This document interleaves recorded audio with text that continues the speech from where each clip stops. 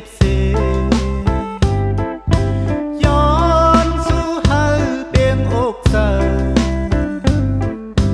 โฮ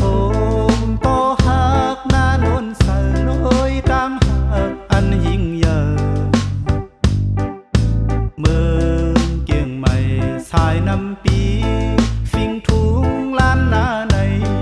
ปนมาตองเดียวนำลอยสู่เทพคือพระธาตุลอยสู่เทพอันมีไฟเสียงของวันตกเมืองเวียงเกียงใหม่เปลี่ยนควันเสอปีน้องคนตึกเมืองเยิงอ่านเฮ็ดต่างดีกูวันปีเปลี่ยนปีเกอลีเมืองเกียงใหม่ลินศักดิ์ศรีเสดีเมียสับปีปนมาไว้สานำ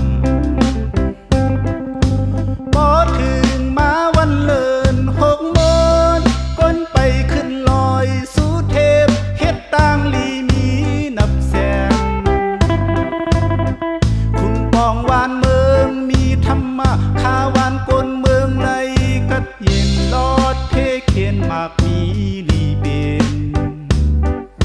เมืองเกียงใหม่ลินมากมีเฮิงมาเสร็จปากปีปียองยอเยอหลง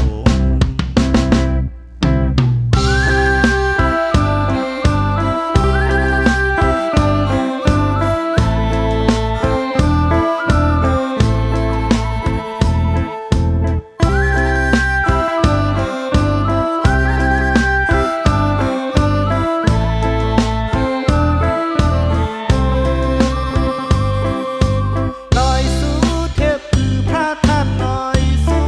เทพอันมีไฟเสียงของวันตกเมืองเวียงเกียงใหม่เปลี่ยนควันเสอปีน้องคนตึกเมืองเยิงอ่านเฮ็ดต่างดีกูวันปีเปลี่ยนปีเกอลีเมืองเกียงใหม่ลินศักดิ์ศรีเสดีเมียสับปีปนมาไว้สานำพอถึงมาวันเลิน6 โมงก้นไปขึ้นลอยสู่เทพเฮ็ดต่างลีมีนับแสนคุณปองวานเมืองมีธรรมะขาวานกลเมืองไหลกัดเย็นลอดเทเขียนมากมีลีเบนเมืองเกียงใหม่ลินมากมี